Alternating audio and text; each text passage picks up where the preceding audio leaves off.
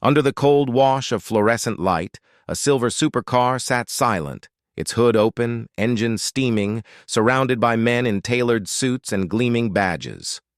It was supposed to be untouchable, a $10 million machine built by the richest man in the city, crafted to perfection by the world's best engineers. But tonight, it had broken down, and so had their pride. They stood there, frustrated and helpless, their voices hushed with disbelief. None of their expensive tools, none of their technical degrees, none of their power could bring the car back to life. And then, from the edge of the lot, she appeared. A girl with torn jeans, a faded hoodie, and eyes that carried both exhaustion and fire. She didn't belong here, at least that's what they thought. To them, she was invisible. Just another nobody trying to survive another cold night. But when she knelt beside the smoking engine, something changed in the air. Her hands moved with quiet confidence, as if she could feel the pulse of the machine itself. The men who had laughed seconds earlier now stood frozen. Her laptop, old, scratched, barely holding charge, flickered to life, and for a moment it was the brightest thing in that lot. This wasn't supposed to happen. The billionaire had entire teams who couldn't fix it. But this homeless black girl, she wasn't just fixing a car. She was dismantling everything they believed about power, privilege, and worth. And as the engine slowly roared back to life, the crowd's silence grew louder than any applause. What they didn't know was that this moment, this single spark in a parking lot, would expose a truth far more powerful than any machine. Because sometimes, the people the world throws away are the ones who end up rewriting its rules. This is her story. Before the world saw her as a miracle, she was just a girl trying to survive another night. Her name was Amara, a name few ever bothered to remember.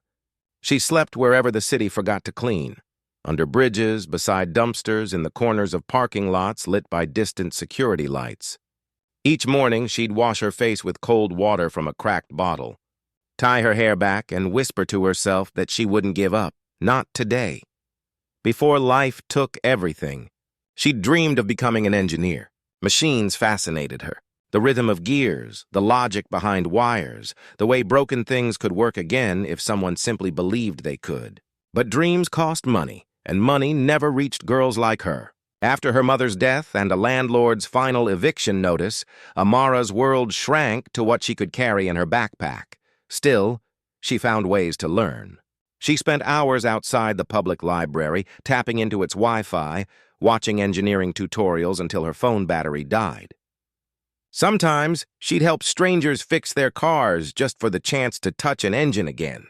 People rarely paid her. Some didn't even thank her. A few made sure to remind her, "You don't look like a mechanic." But she kept showing up, kept trying, kept dreaming of one moment where she'd prove them all wrong. That night, when she walked past the Technocore headquarters, she didn't plan on stopping. She just wanted shelter from the wind.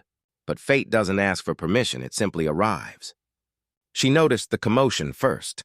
Men in suits arguing, a luxury car stranded, smoke curling into the sky like surrender. Something in her paused. Something inside whispered that this was her moment.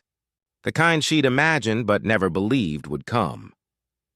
Amara didn't know that stepping toward that car would change everything, not just for her, but for everyone who had ever doubted what she was capable of, because the world was about to learn that brilliance has no address, and strength has no label.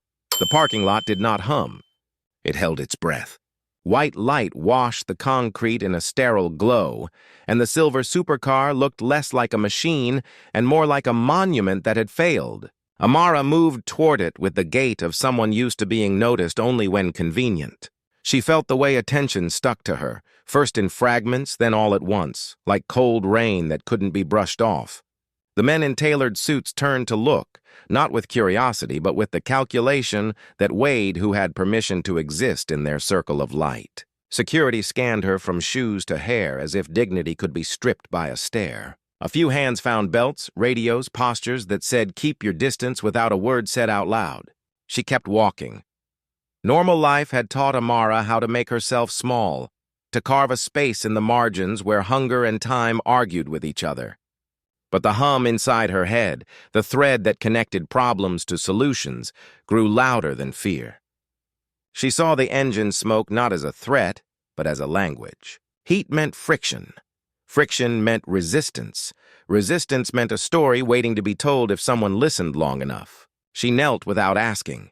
The onlookers watched the way people watch a storm over water, half hoping for a spectacle, half praying it doesn't reach the shore. She pulled her sleeves back and set a battered laptop on the ground. The hinge complained. The screen flickered. The battery icon looked like a warning from another lifetime. She took a breath long enough to call back a dozen memories of other engines, other nights, other corners where she had been allowed to touch only what nobody else wanted. The cursor blinked. The code terminal opened like an old friend. The smell of coolant found her first, sharp and metallic. Sensors lied under heat, she remembered that. But wires told the truth if your hands were steady. She traced a harness with her fingers, felt the chafe where it fed into the power distribution module, counted connectors, found one that looked out of place, too clean in a dirty crowd. Someone had replaced it recently. Someone had touched the car after the last time it left the lab. Behind her, the lot shifted. Phones tilted toward her. The glow of recording screens landed on her jacket like a second light. She knew what those lenses did to people like her. They didn't capture effort. They captured doubt. She kept going because stopping would prove a story that had never been true about her. That she needed permission to be capable. She booted a diagnostic program she had written from scraps of open documentation and late-night tutorials. The manufacturer's system locked behind paywalls and white badge credentials. Her version read signals like a language made out of patience. The feed populated slowly. Error codes arranged themselves in a pattern that felt familiar and wrong at the same time. Misfires that didn't belong, heat spikes that climbed in waves, a voltage sag that pulsed every 6 seconds like a heartbeat with something heavy on its chest. She ran through possibilities as if flipping cards. A damaged coil wouldn't cascade like this. A short would have tripped a different guardian. A thermal runaway would scream earlier. The pattern said orchestrated failure. The pattern said a gatekeeper was forcing the engine to stop, not because it had to, but because it had been told to. Somewhere above the lot, the Technocore building stared with glass eyes. Amara knew its shape from nights spent near its warm exhaust and careful shadows. It was a cube of control. The supercar was its brightest child, the toy that reduced human lives and labor into a single perfect machine to be worshipped. And tonight the child wouldn't obey. She connected a sensor probe and watched the feed stabilize. The engine wasn't starving. It was being starved. The control unit was rejecting valid signals as counterfeit, like a guard dog trained to recognize only certain hands. She thought about all the times the world had refused her even when she was ready. The car was being treated the way she often was, present, capable, and still locked out. The suits whispered behind her. The security lights hummed. She felt rather than heard the shift from mild annoyance to thinly veiled suspicion. She recognized the rhythm of it.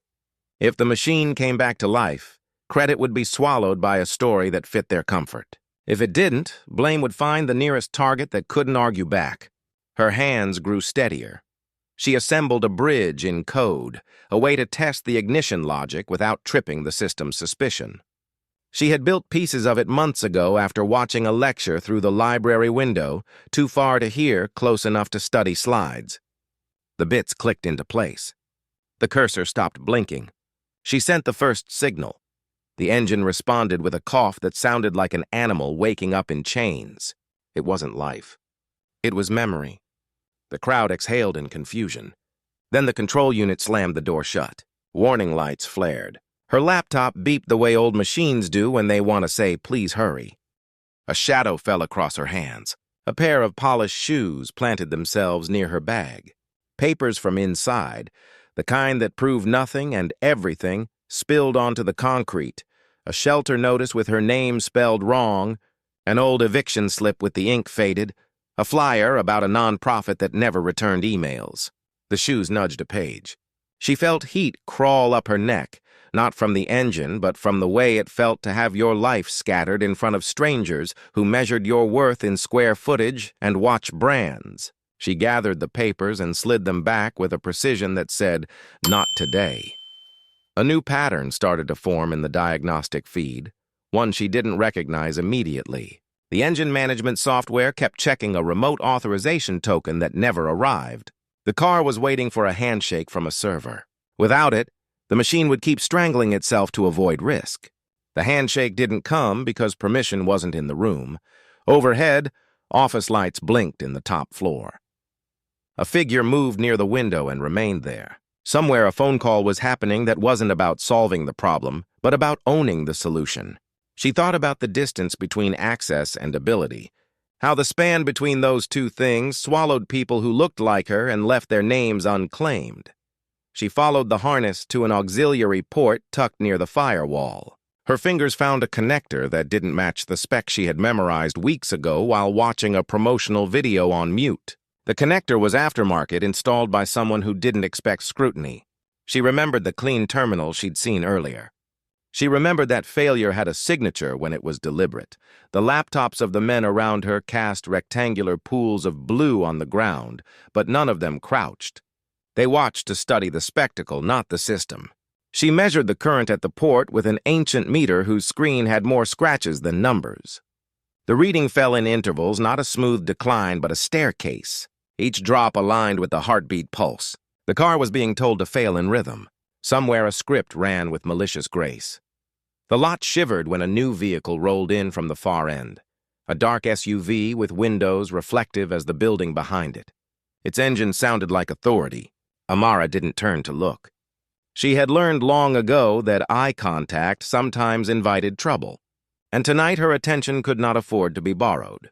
She built a simple capacitor bank from parts in her bag. Leftovers from a dozen forgotten projects, scavenged from recycling bins and repair shop trash. The capacitors would smooth the voltage sag long enough for the ignition logic to catch, if the timing was perfect.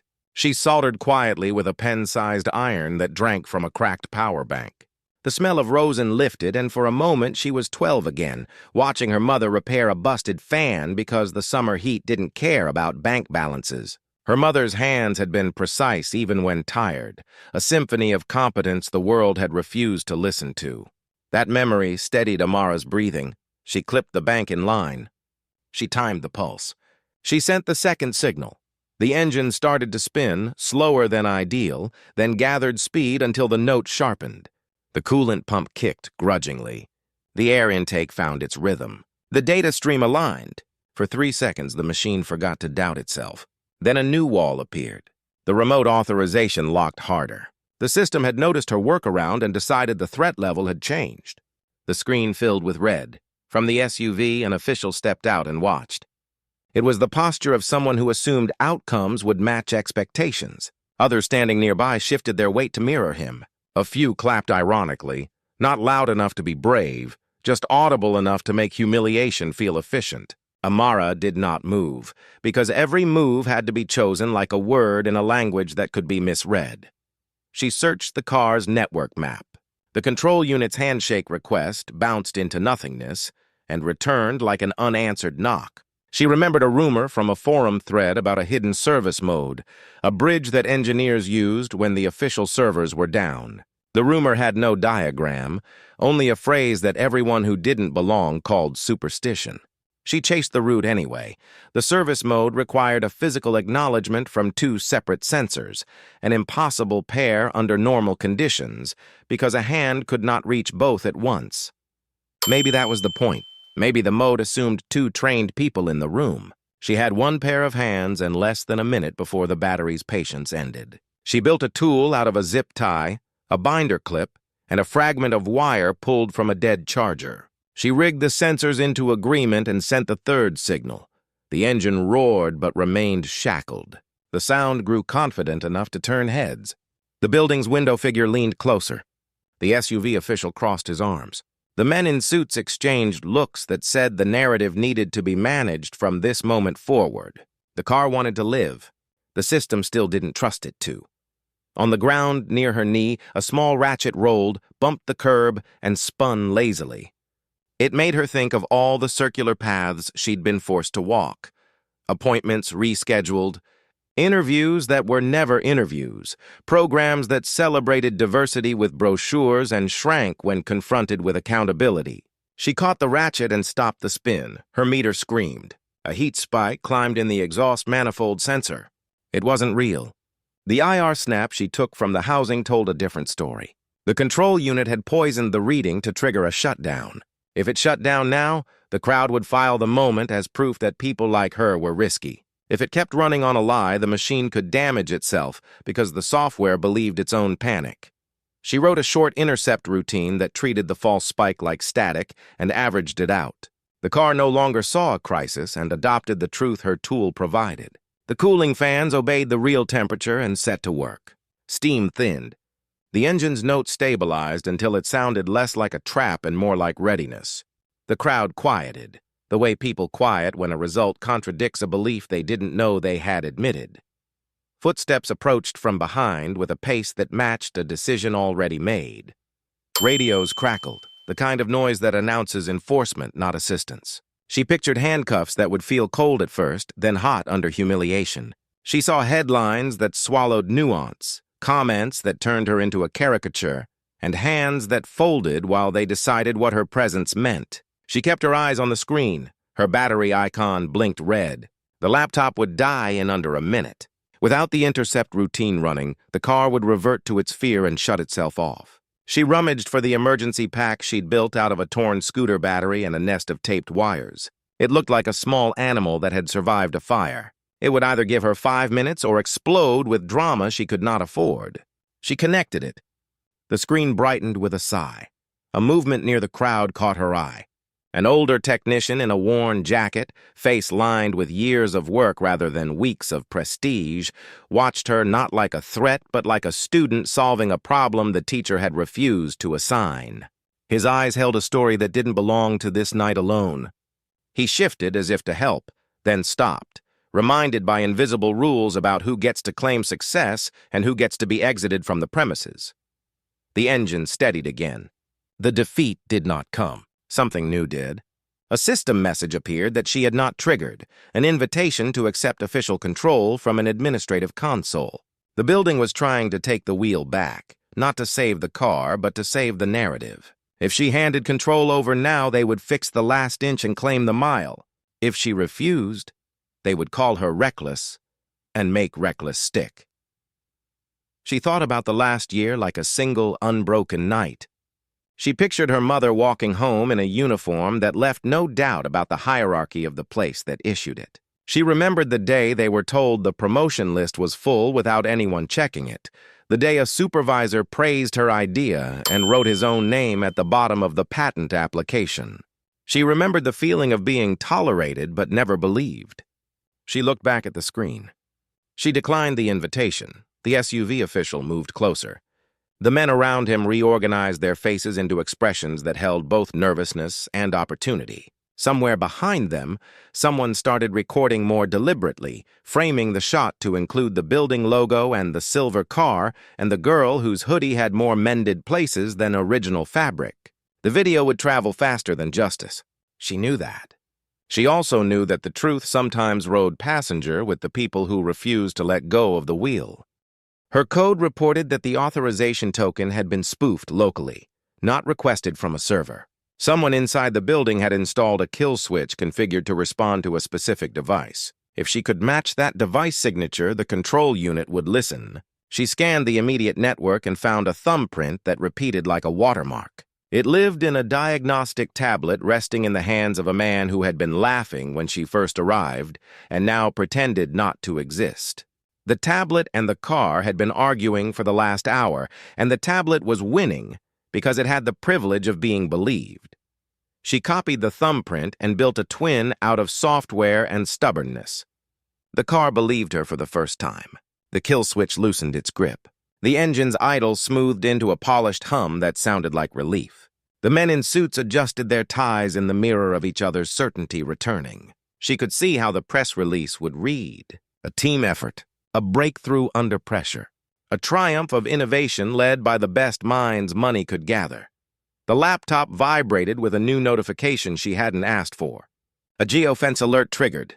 The car wanted to send telemetry to a specific endpoint marked confidential. The endpoint lived behind a firewall that would reject her like a mismatched blood type.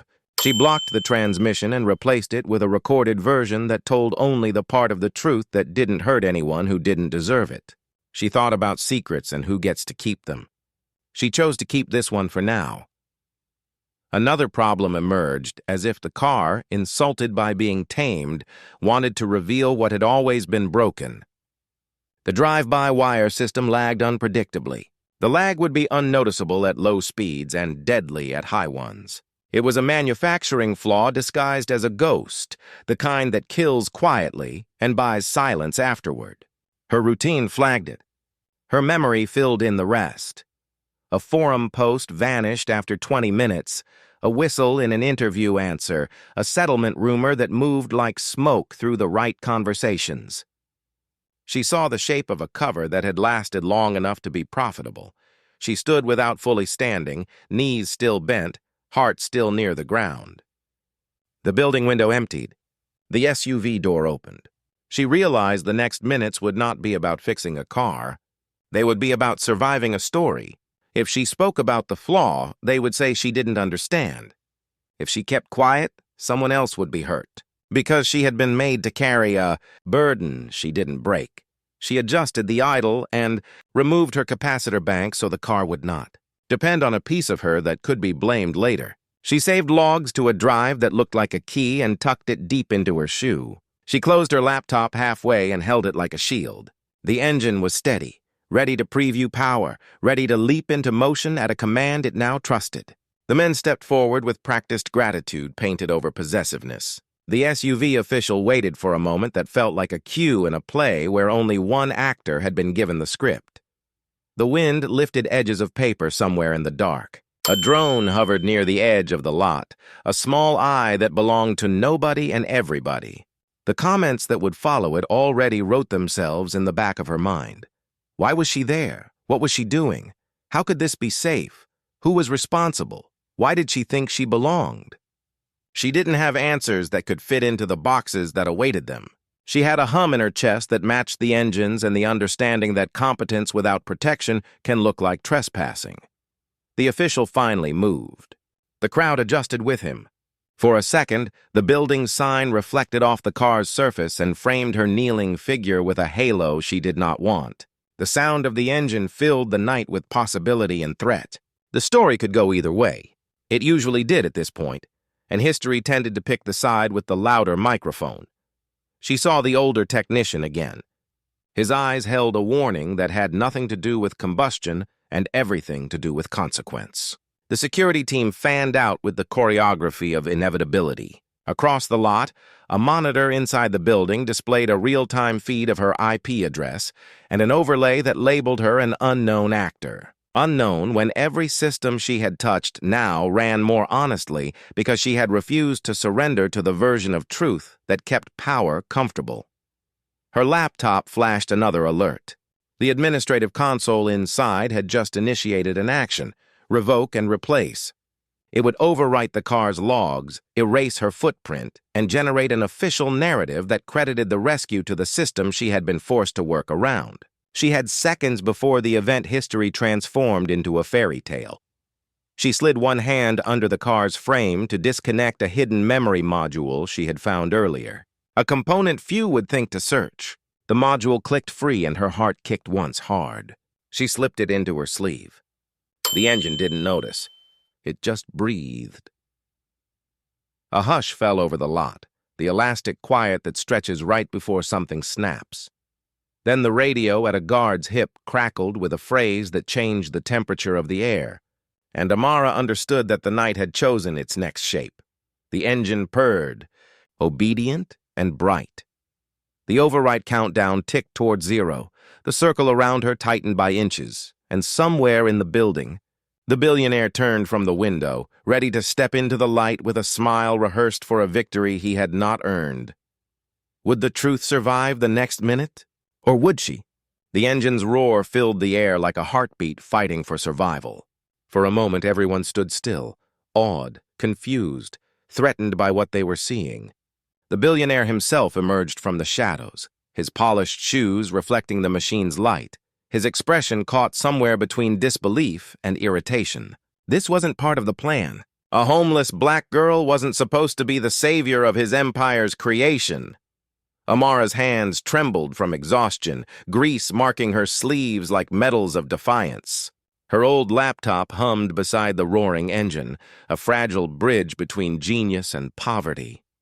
She had done it. Against every expectation, against the sneers and suspicion, the car was alive. But she didn't smile. Not yet. The looks in their eyes told her this victory wasn't hers to keep. The billionaire clapped slowly, the sound echoing across the lot. His security team edged closer, their expressions unreadable. "We'll take it from here," he said coldly, though no one had spoken. Amara stepped back, instinctively protective of her laptop. She had seen this before, how the powerful take, rename, erase. The same pattern replayed in different uniforms. One of the men reached for her arm. Reflexively, she pulled away. That was enough. The tone shifted from corporate politeness to thinly disguised aggression. "Step back," someone barked. "You're interfering with company property." The words hit harder than the wind. Company property. Not even the car. The phrase landed on her like an accusation. In an instant, the glow of her accomplishment turned hostile. Phones stopped recording. The crowd that once marveled now retreated, eager to be on the side of comfort. A security guard pulled the cable from her laptop. The screen died. So did the proof that she had done what no one else could. They started to surround her. She could see it. The same choreography she had known all her life. Disbelief turning into dismissal, dismissal turning into danger. She wanted to shout that the car was only running because of her, that she had fixed what their engineers couldn't. But she didn't, because she knew how quickly truth gets twisted when it comes from the wrong skin. The billionaire gestured toward the car. His voice carried that calm cruelty that comes from untouchable power. "Our team will handle the diagnostics from here." "Thank you for your attempt," her chest tightened. Attempt? The word stung like static. The engine was running because of her. Yet they were rewriting the story in real time, transforming her brilliance into trespass. She felt the weight of every unspoken rule pressing down. Don't argue, don't resist, don't exist too loudly, but something inside her refused. Not this time. She reached down, reconnected her power bank, and reopened the laptop. The screen flickered back to life, faint but defiant. Lines of code scrolled across, proof of her fix. For a heartbeat, the truth shone in pixels. But before she could move, a guard grabbed it. The laptop hit the concrete with a crack that sounded like her future snapping in half. The engine sputtered. The car, sensing interference, fell into a loop, lights flashing, system confused. The billionaire cursed under his breath. The men scrambled. Someone barked orders. But Amara just stood there, tears fighting their way through the grime on her cheeks. They were trying to erase her again. "Get her out," someone said. Two guards stepped closer, but the older technician, the one who had been watching quietly all along, moved forward. "Wait," he muttered, his voice rough. "She's the one who fixed it." The billionaire shot him a warning look. The silence that followed was sharp enough to cut through air. Amara met the technician's eyes, just long enough to see the truth.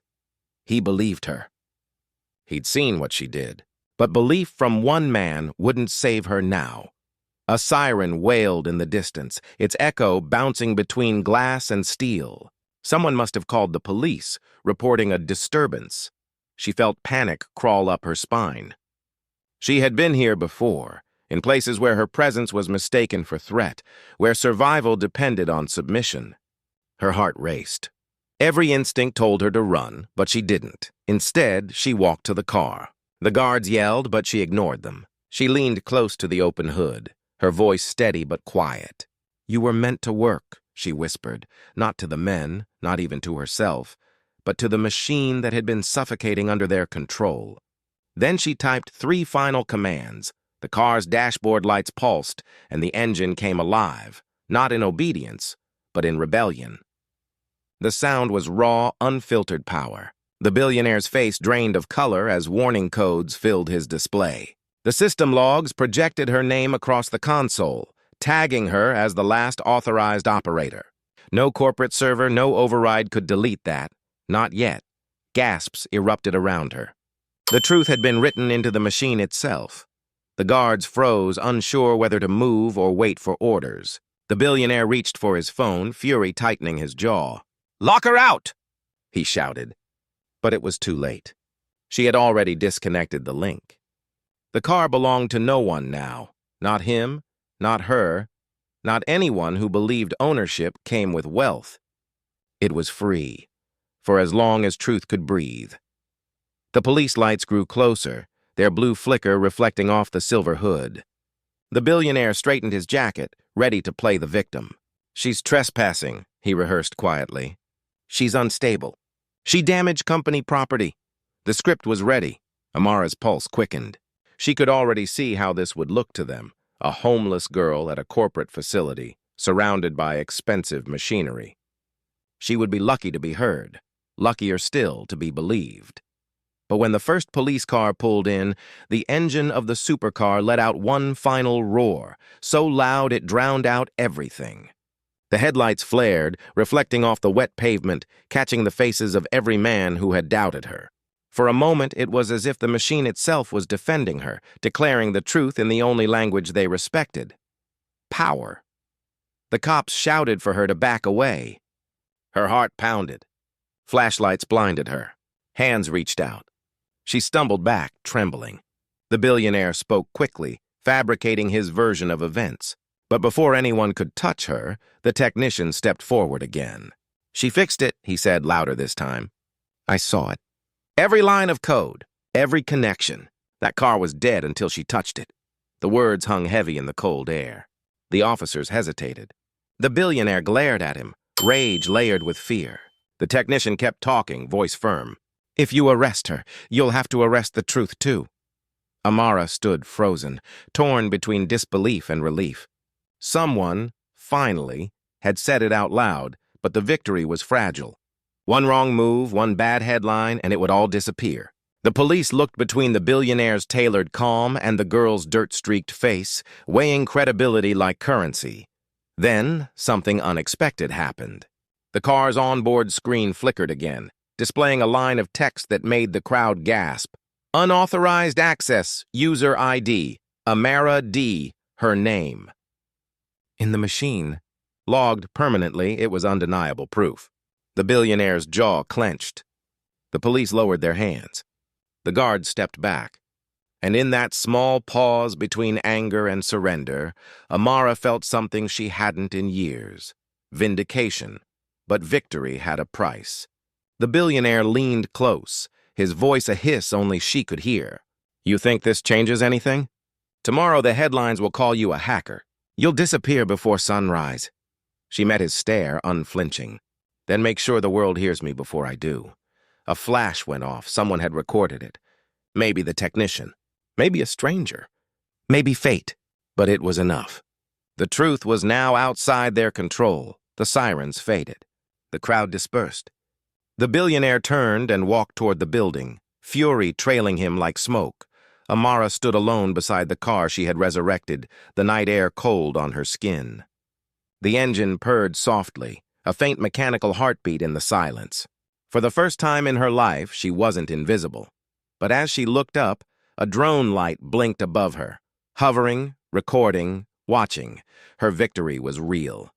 But so was the danger, because in a world built to silence her, speaking truth was only the beginning, and somewhere deep inside the building, a server began rewriting the logs, starting the erasure of everything she had done. She didn't know it yet, but the real fight was only just beginning. The night that began with smoke and silence ended in the slow unraveling of everything Amara thought she knew about justice. By morning, the story was everywhere. Not as she lived it, but as they told it. Headlines painted her as a homeless hacker. Blogs debated whether she was dangerous or delusional. News anchors praised her audacity while questioning her methods, and the billionaire, he smiled on every channel, claiming he was grateful that a young woman's curiosity had helped his team identify a security gap in their prototype system. Her name was on every screen, but stripped of meaning, twisted into a narrative that fit the comfort of those who had never been invisible. Amara sat on the curb outside the same library she used to sleep behind, watching herself become a symbol she never asked to be. For a brief second, the camera flashes had felt like validation. But now she saw them for what they were, spotlights that burned until they erased. She didn't speak to the press. She didn't argue online. She just went quiet. The way she'd learned quiet can sometimes protect you when truth becomes too loud to be heard. But silence. It turned out wasn't safety either. Days later, a video leaked. The original footage from that night. It showed everything. The laughter, the disbelief, the moment she knelt beside the car, and the exact second the engine came back to life. Someone had uploaded it anonymously. The clip spread like wildfire, untouched by corporate spin or media polish. The world saw the truth. And for once, it couldn't look away. Comment sections flooded with disbelief, then outrage, then solidarity. Hashtags trended. Journalists demanded statements. A movement began. Not because Amara asked for it, but because the truth refused to stay buried. Still, the victory wasn't simple. The company filed legal claims accusing her of tampering with proprietary systems. The billionaire called her a security breach. She became both hero and criminal, depending on who was holding the microphone. And every headline carried the same quiet question underneath. How much genius can the world ignore when it comes in the wrong skin? She was summoned to court weeks later, standing in the same clothes she'd worn that night. Patched, faded, but clean. Her hands shook as she told her story. The courtroom was silent as she described the code she wrote, the patterns she saw, the moment she realized the car wasn't broken. It was locked out. Her lawyer called it proof of brilliance. Their lawyer called it theft. But when the jury watched the leaked footage, when they saw her fix what their experts couldn't, they understood what words couldn't carry. The room fell quiet, not out of shock, but shame. Because everyone watching knew this wasn't just about a car. It was about every door that had ever been locked to someone like her. The verdict came slowly, like justice dragged through mud. She wasn't convicted, but she wasn't celebrated either. They dropped the charges quietly, hoping the world would move on, and most of it did. But not all. A university offered her a scholarship. A nonprofit launched a fund in her name to support homeless youth in STEM. Emails poured in from people around the world, engineers, single mothers, students, thanking her for showing that intelligence has no uniform, and dignity doesn't need permission. She didn't see herself as a hero. She still slept in shelters for a while, still carried the scars of suspicion in every glance she met. But now something had changed. For the first time, when people saw her, they didn't just see struggle. They saw proof. The billionaire never apologized. He didn't have to. His company rebranded the supercar months later, calling it the Phoenix model. They claimed it symbolized innovation rising from the ashes. They never mentioned her name, but Amara didn't need it anymore. She had something better, the truth, and a story the world couldn't entirely erase. One night, months later, she stood on a small stage at a community center, speaking to a group of kids whose faces mirrored her own. She didn't talk about revenge, or fame, or even justice. She talked about possibility, about how the world will sometimes call you trouble just because you remind it of its own hypocrisy, about how brilliance without privilege feels like a crime until someone dares to make it visible. Her voice trembled at first, but grew steadier with every word. "They said I didn't belong there," she told them. But maybe the truth is they didn't belong in the future I was already building. The room erupted in applause. Not the polite kind, but the raw, trembling kind that comes from recognition. Outside, the night was calm. The same kind of wind that once made her shiver now felt like a whisper of freedom. Somewhere across town, a billboard glowed with an ad for the very car she'd brought back to life. Its slogan bold and bright, "Redefining power." She smiled. The irony didn't hurt anymore. It only reminded her that sometimes history rewrites itself, but legacy, the real kind, lives where power can't touch it. Amara went on to design systems for sustainability and safety, not luxury. She worked with schools, built machines from recycled scraps, and taught young girls to code without fear. She didn't chase spotlight anymore. She built light where darkness had made a home, and yet every so often she'd get a letter from someone who had seen that video for the first time. People who said it made them cry, made them angry, made them believe, and each time she'd whisper the same thing under her breath. Then it was worth it. Because what happened that night wasn't just an accident or a scandal. It was a mirror, a reflection of a world that still decides who gets to be brilliant, who gets to belong, and who gets erased when they outshine expectations. The truth is, Amara didn't fix a car. She exposed a system. She proved that genius doesn't wear designer suits or live behind glass walls. It sleeps under bridges, reads by the light of broken street lamps, and still finds a way to turn sparks into miracles. But as her story spread, so did the questions it left behind. Why does a black woman have to fight twice as hard to be believed once? Why does poverty make brilliance invisible until it's convenient? And how many more Amaras are out there, waiting, dreaming, building, while the world looks the other way? The truth isn't comfortable, but it's necessary. Racism doesn't always shout. Sometimes it whispers in hiring rooms. It hides behind policy. It smiles while it excludes. It teaches us to doubt those who remind us of our unfairness. And until we confront that, until we see every Amara, every unseen mind, every silenced voice, the engine of progress will keep stalling, no matter how expensive it looks. In the end, Amara's story isn't just about race or genius or injustice. It's about us, about what we choose to see and what we refuse to hear. She fixed a machine, yes, but she also fixed something deeper in those who watched her. She made the world confront its reflection, and for the first time, the reflection blinked. So maybe the question isn't how she did it. Maybe the real question is, when will we start fixing what's truly broken? And until that answer comes, her name, her story, and her spark will keep running, like an engine that refuses to die.